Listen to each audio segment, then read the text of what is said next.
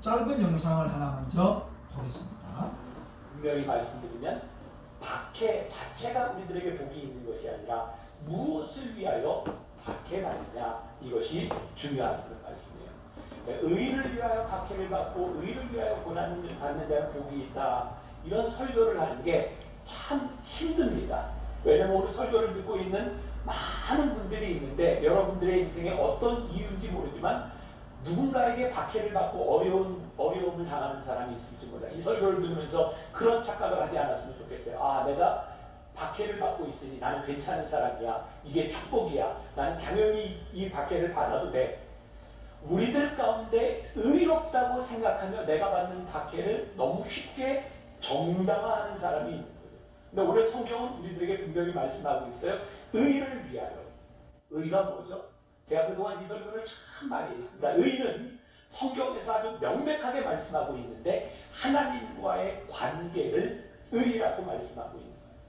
우리들이 다하고 있는 이 박해가 하나님과의 관계 속에서 하나님과의 관계를 잘 유지하기 위해서 하나님의 영광이 드러나기 위하여 우리들이 박해를 받고 핍박을 받는다면 그것은 축복이지만 내가 생각하는 나의 의로움으로 인하여 핍박을 받고 있다면 이것은 우리들이 구별해야 될 부분이죠. 저를 포함해서 우리들 중에 참 많은 사람이 우리들 스스로 의롭다고 생각하지 않나요?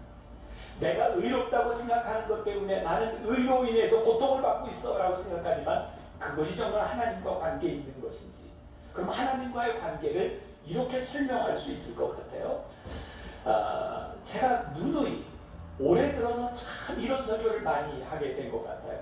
하나님과의 관계라고 하는 것이 교리의 문제일까요? 아니면 진리의 문제일까요? 우리는 교회에서 참 많은 가르침을 받았어요. 그리고 아프니까 복음이다 라고 하는 시리즈를 통해서도 제가 여러분들에게 계속해서 이야기했던 바리새인들과 사두개인들과 서기관들, 그들이 참 교리를 많이 알고 그것을 지키려고 어려움에 처했지만 하나님께서는 그들을 향해서 의롭다, 그들을 향하여 복이 있다 라고 말씀하지 않았던 것 같아요. 그들은 교리를 쫓았지만 진리를 쫓으려고 하지 않았던 것 같아요. 교리와 진리의 차이는 무엇일까요? 교리는 우리들이 하나님을 잘 믿기 위해서 만들어 놓은 규칙이라면 진리는 이 규칙을 만든 하나님의 마음인 거예요. 우리가 하나님을 잘 믿기 위해서 만들어 놓은 규칙이 있지만 우리들이 하나님의 마음을 위해서 이 규칙들을 포기할 수 있는 것은 용기이고, 우리들이 이것을 위하여 핍박을 받는 것이 복되다라고 말씀하고 있는 거죠. 교리라고 하는 것은 어떤 것일까요? 우리는 교회에서 지난주 말씀과 연관지어보자면 주일날 돈을 써야 돼, 말아야 돼. 주일날은 어떻게 예배를 드려야 돼. 지금은 우리들에게 너무나도 당연한 것으로 되어 있는 예배 시간에 드럼을 연주하는 그 예배 시간에 드럼을 연주해도 돼, 안 돼. 그 이전에는 교회에서 예배 시간에 피아노를 쳐도 돼, 안 돼. 이런 교리적인 문제를 가지고 우리들이 많이 싸웠던 것이 사실이에요. 그런데요, 교리는 이것이 된다, 안 된다라고 갈라놓지만 진리는 이것이 어디에 사용되느냐를, 하나님의 마음이 어디에 있는지를 우리들에게 묻고 있죠. 너무 신기하지 않아요? 똑같은 피아노가 여기에 있으면 하나님을 찬양하는 악기가 되고 술집에 있으면 술 먹는 사람을 기쁘게 하는 악기가 될 수 있고, 결국 교리에 대한 문제보다는 우리들이 하나님 앞에서 어떻게 쓰임받고 하나님이 기뻐하시는 일이 무엇인가를 생각하는 것이 우리들에게 복된 일인데, 하나님이 기뻐하시는 일이 어떤 일인지를 우리들이 분명히 물어보아야 될 것 같아요. 의를 위하여 박해를 받는 자는 복이 있다라고 하는 말씀은 단순히 박해에 초점을 맞추고 있는 것이 아니라 무엇을 위하여 박해를 받고 있다는 거예요. 아마 지금 코로나를 지나가면서 많은 교회들에서 이런 논쟁이 있죠. 예배에 대한 부분이에요. 비대면 예배, 대면 예배. 우리는 예배를 참 교리적으로 생각하려고 하는 것 같아요. 대면 예배, 비대면 예배. 근데 하나님 앞에서 우리들이 생각해 보세요. 우리가 언제 하나님 앞에서 대면 예배 드린 적 있습니까? 하나님은 늘 비대면이셨어요. 하나님의 얼굴을 맞대지 않아도 하나님이 계시는 곳이 우리는 예배라고 고백해 왔어요. 지금 이 예배당의 공간이 아니더라도 지금 말씀을 듣는 여러분들의 공간에 하나님이 계심으로 인하여 이것이 예배라고 우리들이 믿고 있습니다. 우리들이 이것이 예배라고 믿기에 이 방송을 보면서 우리의 마음가짐이 하나님을 향하고 하나님 앞에 나아가는 거죠. 우리가 그동안 그렇게 이야기했던 교회는 건물이 아닙니다 라고 이야기하면서 교인들이 아니 지금까지 2000년 역사 가운데 만들었던 이 교회라고 하는 건물을 뛰어넘는 하나님을 우리들은 다시 보기 시작했고 하나님 앞에서 하나님의 마음을 보는 예배를 우리들이 드리기 시작합니다.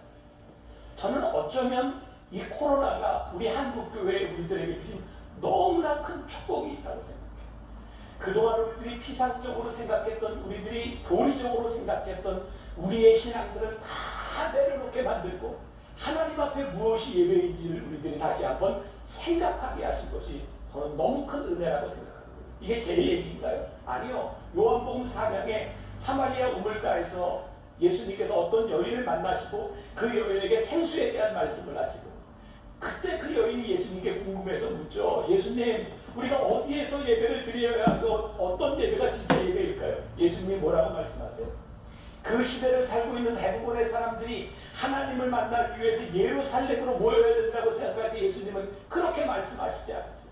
아니, 나는 공간에 얽매이는 건물에 얽매이는 하나님이 아니라 오늘 너희들이 신령과 진정으로 드리는 예배를 나는 기뻐받는다고 말씀하고 있거든요. 여러분, 우리 마음 아프죠? 교리적으로 마음 아프죠? 우리들이 교회 건물에 없다고 하는 것이 우리들 참 마음 아프죠? 근데 오늘 하나님께서 우리들에게 이런 도전을 주시는 거예요. 내가 있는 그 자리에서 네가 신령과 친정으로 하나님께 드리는 그 예배, 그것을 나는 기뻐 받는다. 우리가 무엇을 위해 이 교회 홈페이지를 제가 들어가고 깜짝 놀랐습니다. 이 설교를 한 다음 날부터 홈페이지가 바뀌었는데 그전에는 교회 오시는 길 이렇게 되어 있는데 이제 바뀌었어요. 건물 오시는 길. 건물로 바꿔놨어요. 이제 교회란 말을 저희는 안 씁니다. 그리고 놀라운 건 뭐냐면 이 교회가 이제 큰 교회잖아요. 분당에서 유명한 교회인데 흡연실이 따로 있습니다. 예배당 옆에. 그래서 예배 드리기 전에 한 대씩 피우고 오시고 예배 끝나고 나서도 한 대 피우십시오. 그렇게 해가지고 흡연실 만드는 거를 홈페이지에다가 탁 자랑을 해놨어요. 제가 지난주에 말씀드렸습니다만 우리가 분별력을 가질 때는 누구를 비난하거나 비판해서는 안 됩니다. 그러니까 구별이라고 하는 것은 비난과 비판하고는 다른 거예요. 그렇죠? 우리가 이제 저렇게 유명한 분들 말을 들으면서 참 옳은 말도 있는데 우리가 듣기에는 굉장히 좀 혼란을 주는 말도 있다. 우리가 언제 대면 예배를 듣느냐. 이런 말들을 보면 그러면 우리가 그동안 100년 넘게 드려온 예배는 다 잘못됐다는 이야기잖아요. 그죠? 근데 이건 우리가 생각할 때에 우리가 지금 하나님 앞에서 예배를 드리는 것이잖아요. 코람 배운 거죠. 코람 배운. 그리고 우리가 하나님은 영이시기 때문에 안 보이지만 우리가 하나님이 지금 내 앞에 계신다는 그런 믿음의 전제를 가지고 예배 드리는 거거든요. 그죠? 그리고 지금 정부에서 말하는 대면 예배 금지는 하나님 앞에서 예배 드리는 걸 금지하는 게 아니잖아요. 그죠? 이분은 지금 그거를 착각을 하고 있는 것 같아요. 정부가 지금 대면 예배하지 마. 그거를 하나님 앞에서 예배하지 마. 이렇게 받아들이는 걸 생각이 되잖아요. 근데 정부가 말하는 그런 게 아니잖아요.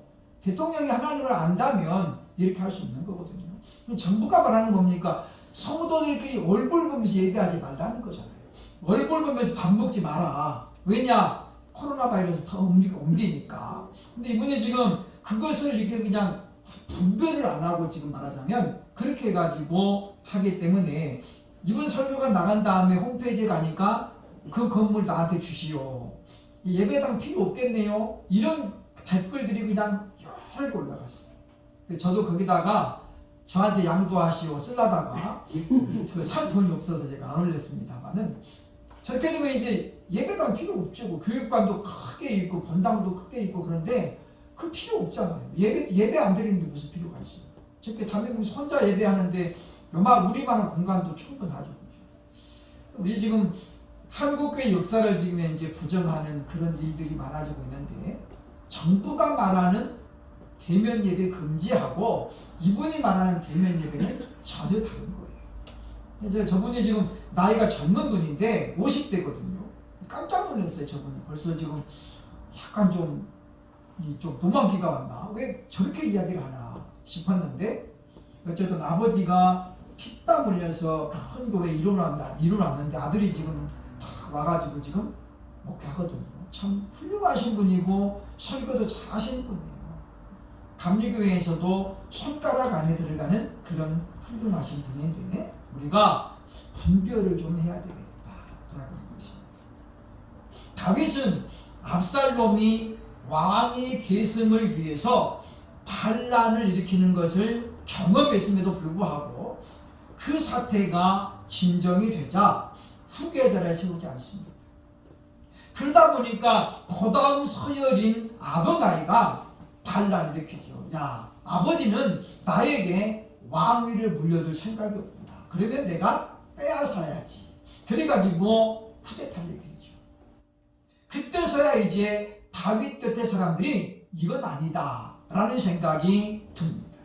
그래서 선지자 나단이 아도나이가 반란을 일으키고 있는 그 시간에 솔로몬을 다윗을 찾아가지요. 왕이요, 왕이 언제 아도나이를 왕으로 삼았습니까? 하나님께서는 제게 그렇게 말씀하지 않았습니다. 그랬더니 다윗이 깜짝 놀라죠. 그리고 나서 이제 나단의 말을 듣고 부랴부랴 솔로몬을 후임 왕으로 선포하게 되어집니다. 자의반 타의반으로 솔로몬은 다윗의 후임으로 탄생이 되었다라고 하는 것이죠. 아버지 다윗의 신앙을 솔로몬은 이렇게 지금 오늘 본문에 평가합니다. 솔로몬이 이르되, 그러면서 우리 아버지 다윗은 성실과 공의와 정직한 마음으로 통치의 이념을 삼았던 사람입니다 라고 설명하지요. 아들에게 인정을 받는 아버지는 대단히 복된 사람이라고 볼 수 있습니다. 왜냐하면 자녀들이 어렸을 때는 아버지를 존경하면서 아버지같이 되고 싶다라고 말하지만은 자리 들면서부터는 부모를 공경하는 사람이 별로 없습니다. 옛날 우리 초등학교 때는 존경하는 인물 5명을 쓰다 그러면 5명 안에 반드시 아버지 엄마가 들어갔습니다. 요즘은 톱 10에도 못 들어갑니다. 아버지같이 되고 싶은 사람 아예 없습니다. 1등이 누굽니까? 연예인. 유재석이가 우리 아빠이면 좋겠다. 요즘은 또 이제 추미애가 들어갈 수도 있겠죠. 그렇죠? 우리 엄마면 좋겠다. 아버지 엄마는 없습니다. 왜 그렇습니까? 그만큼 우리가 가정에서 자녀에게 인정받기가 어렵다는 거죠. 그런 면에서 볼 때 다윗은 솔로몬에게 인정을 받은 믿음의 사람이었다라고 하는 것입니다. 그럼 그는 아버지와 자기를 비교할 때에 너무 자기는 부족한 거예요. 그래서 늘 하나님 앞에 소원하는 것이 뭐였느냐? 아버지 같은 왕, 아버지를 능가하는 왕이 되면 좋겠다. 그렇게 소원을 품고 살아가는데 어느 날 하나님께서 말합니다. 꿈에 나타나셔서 너는 구하라. 내가 너에게 뭘 줄까? 너는 구하라. 그것이 오늘 본문의 중요한 내용입니다. 우리는 오늘 본문 지혜를 구하는 사람이라는 제목으로 말씀을 증거하면서 이 시간을 통해서 우리가 솔로몬을 통해 주시는 교훈을 받으면서 우리가 이 말씀을 통해서 지혜를 구하는 사람은 어떤 마음으로 구해야 되는지, 우리가 하나님께서 너는 내게 구하라 이런 마음을 갖게 하는 사람은 과연 어떤 사람인지 함께 말씀을 통해서 찾아보면서 우리들도 하나님 앞에 자신 있게 우리의 소원을 구할 수 있는 그와 같은 믿음의 사람이 되시기를 주의 이름으로 축원합니다.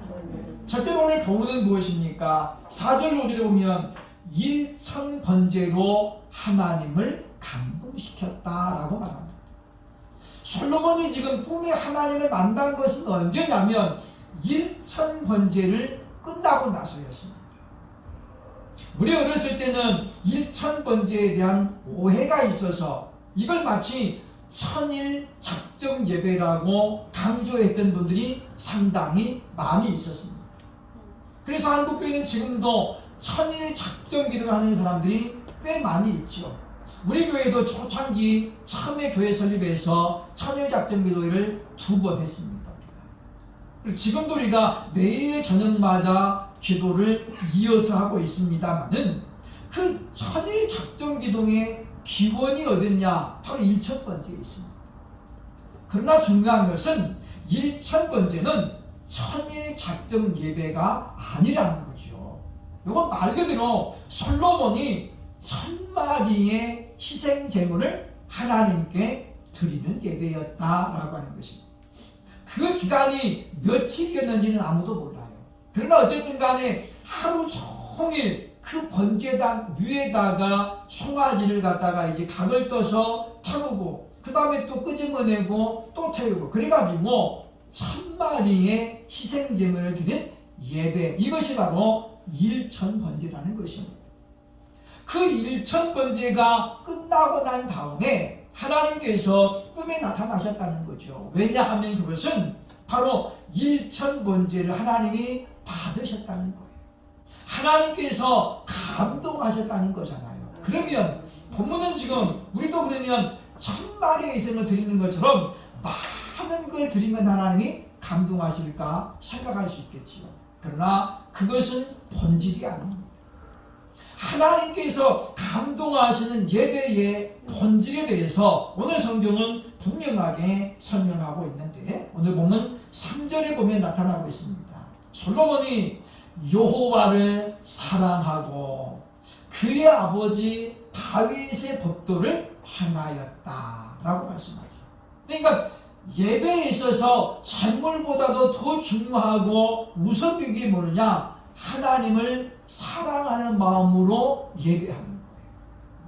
하나님을 너무너무 사랑하니까 무엇을 드려도 아깝지 않는 거잖아요. 무엇을 드려도. 여러분, 내 사랑하는 자식의 입에 뭐가 들어가는데 그거 아까워할 부모가 어디 있겠습니까?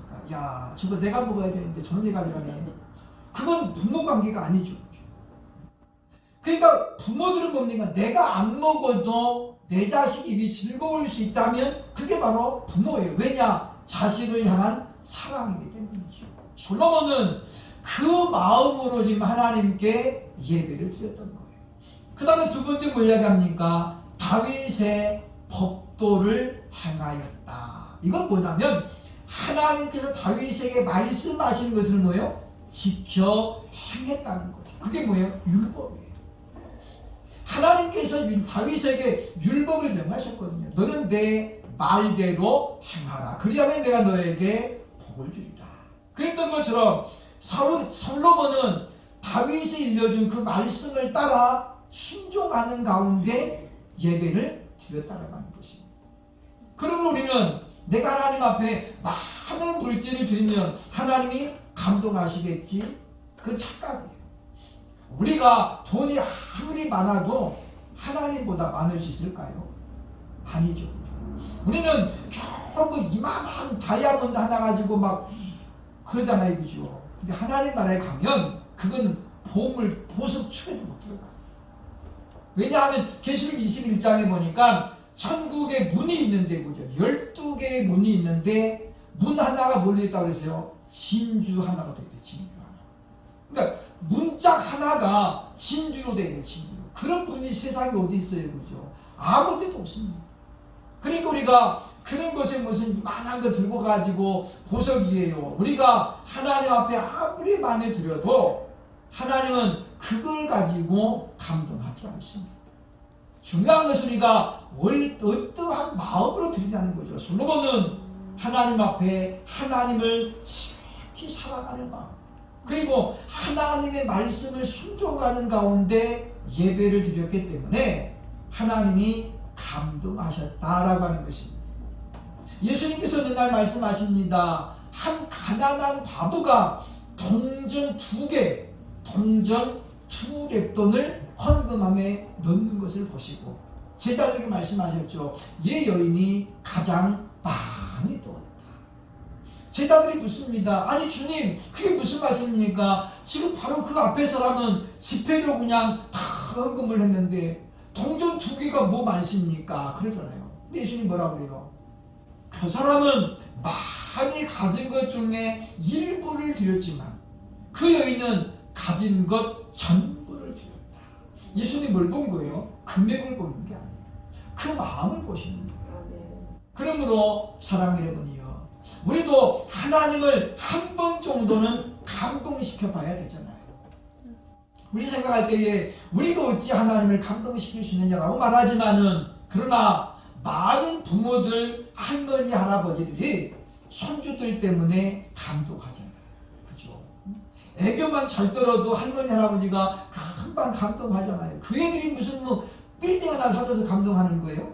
할아버지 자동차 하나 타세요. 그러면 감동하시나요? 아니잖아요. 그죠?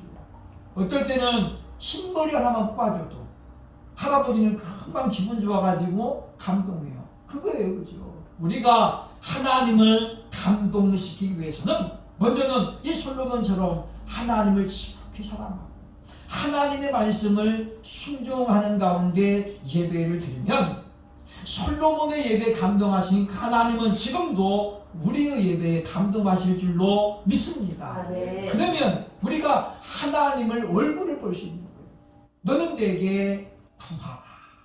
이처럼 큰 복이 어디 있겠습니까?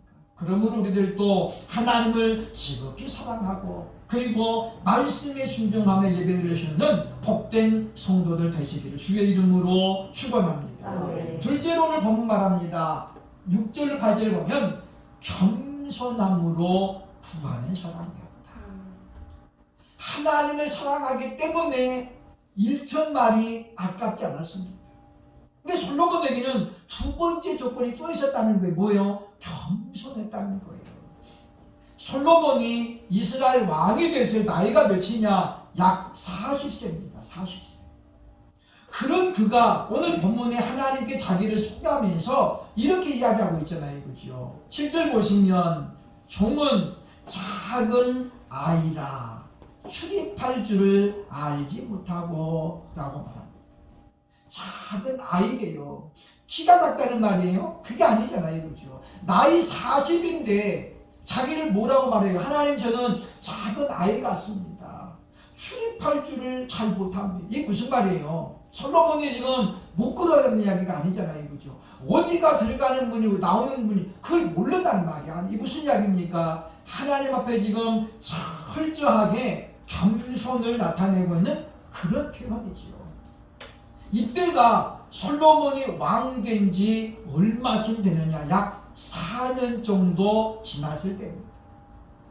왕이 되자마자는 겸손할 수 있습니다. 누구도 그랬나요? 사울도 그랬잖아요. 사울도 왕 되기 직전에는 참 겸손했습니다. 왕관을 쓰자마자 돌변하는 거예요. 마찬가지입니다. 그런데 이 솔로몬은 지금 왕 된 지 약 4년이 흘렀어요. 뭐 때문에 그러냐? 다윗이 유업을 남겼거든요. 너는 군대 장관 요압을 반드시 죽이라. 또 시므이를 내가 용서했다마는 그러나 그가 죄 없다고 생각하지 마라. 그 역시 죽이라. 그리고 아도나이도 한 번 반란 일으킨 것은 또 일으킬 수 있다. 그리고 나서 대제사장 아비아달도 그를 박탈해라. 아버지 다윗이 그렇게 솔로몬에게 무거운 짐을 안기고 죽어요. 유언을 안 되잖아요. 그래서 솔로몬이 그 아버지의 복수를 하느니라고 세월이 몇 년 걸려요? 4년 걸려요. 4년. 그러니까 요압을 죽이고 그 다음에 시므이를 죽이는 3년이 걸려요. 3년이. 그러잖아요. 그죠? 성경에 보시면 3년간 기회를 주는 거예요. 네가 만약에 예루살렘 안에만 살면 내가 너를 용서해 주는데 예루살렘 만약에 벗어나면 너는 죽는다. 그리고 솔로몬이 몇 년을 지켜봅니까? 3년을 지켜봐요. 3년쯤 지난 다음에 시므이가 아무 생각 없이 그냥 예루살렘 나가요. 그래가지고 어떻게 해요? 죽이는 거예요. 그러니까 솔로몬이 왕 된 지 약 4년 동안 솔로몬은 뭘 지켰다는 게 겸손을 가지고 있었다라고 하는 것입니다. 잠언서에 보면 그리고 시편에 보면 겸손한 자에게 하나님이 약속하고 있는 것들이 너무 많이 나옵니다.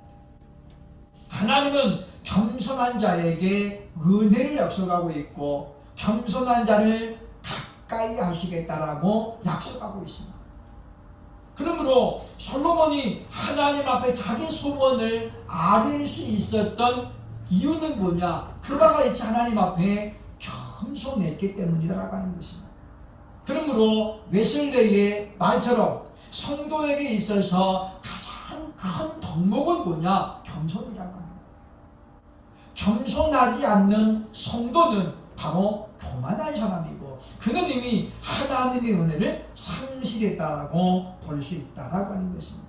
그런데 우리가 하나님 앞에서는 당연하거니와 우리가 또 사람들 앞에서 서로를 낮출 수 있는 그런 겸손을 미덕으로 섬기는 살아갈 수 있는 그런 우리들이 되어야 할 것입니다.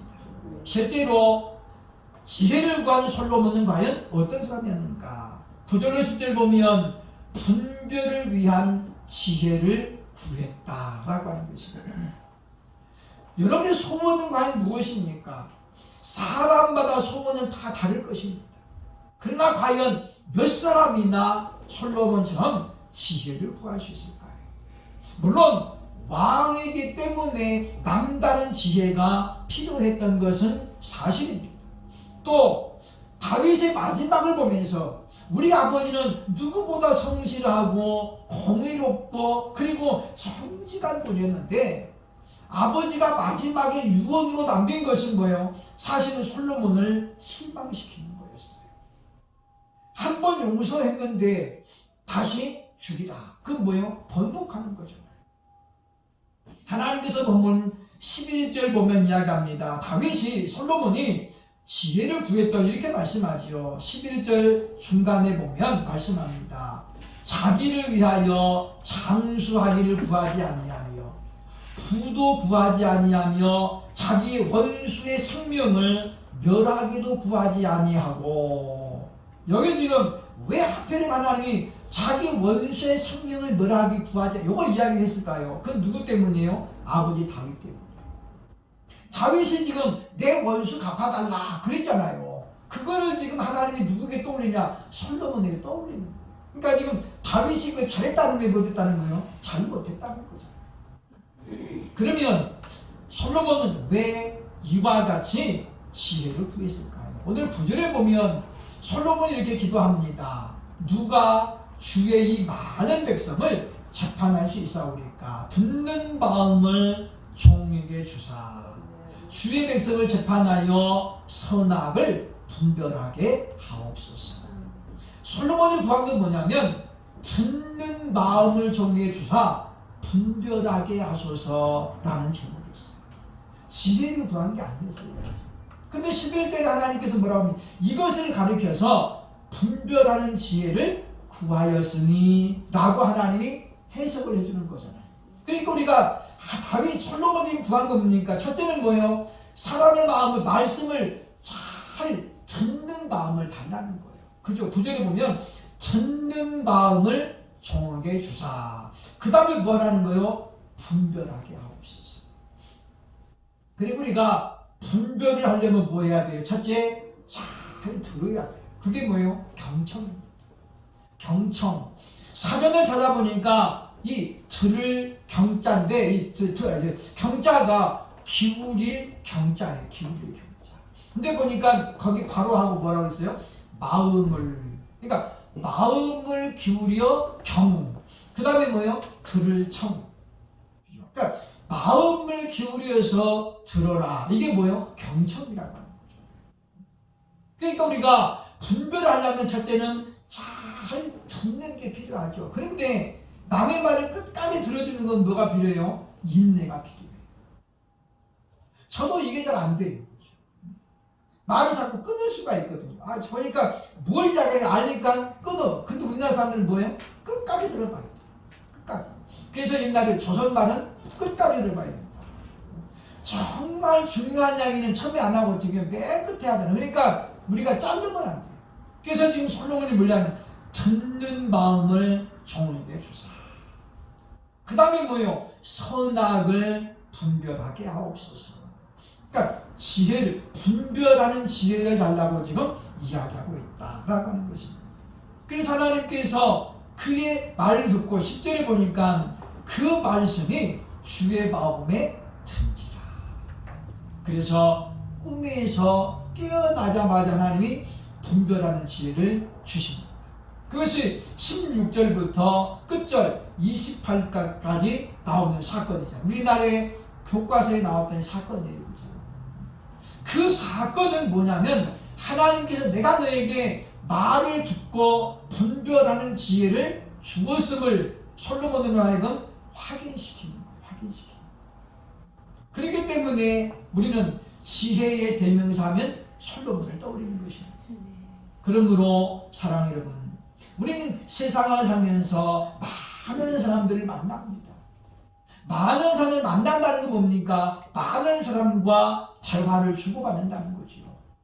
우리는 그래서 다른 사람 말을 잘 들어주고, 그리고 뭐가 옳은 것인지, 누구의 말이 옳은 것인지 우리가 분별해야 되겠다고 하는 것입니다. 피해자의 말이 다르고 가해자의 말이 다릅니다. 왜냐하면 자기 입장에서 말하기 때문이죠. 그러니까 지나가는 사람을 차로 친 사람도 다 자기 할 말이 있는 거예요. 아, 그 사람이 보니까 도로를 침범했더라. 얼마든지 말할 수 있죠. 왜? 증인이 없습니다. 그러나 둘 중에 하나는 분명히 틀린 것이잖아요. 우리는 그것을 분별하는 지혜가 있어야 되겠다라는 것을 기억하고, 오늘 본문의 말씀을 기억하면서 우리는 먼저 솔로몬처럼 너는 내게 부하라, 이런 기회를 먼저 얻어야 되겠죠.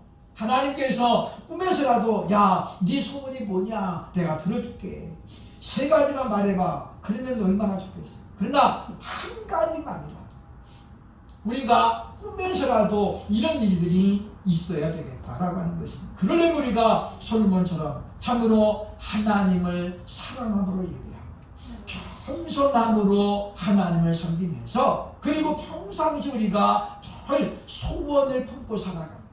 그래서 어느 날 갑자기 물어보면 그때서야 하나님 조금만 기다려주세요, 제가 지금 정리해볼게요. 그럼 늦어요. 우리는 늘 평소에 1번으로 기도하는 제목, 2번으로 기도하는 제목이 있어야 되겠죠. 그래서 우리들도 솔로몬처럼 참으로 하나님께 소원을 아뢰므로 말미암아 받을 수 있는, 특별히 남의 말을 잘 듣고 분별하는 지혜로운 복을 받을 수 있는 저와 여러분 되시기를 주의 이름으로 축원합니다. 아멘. 기도.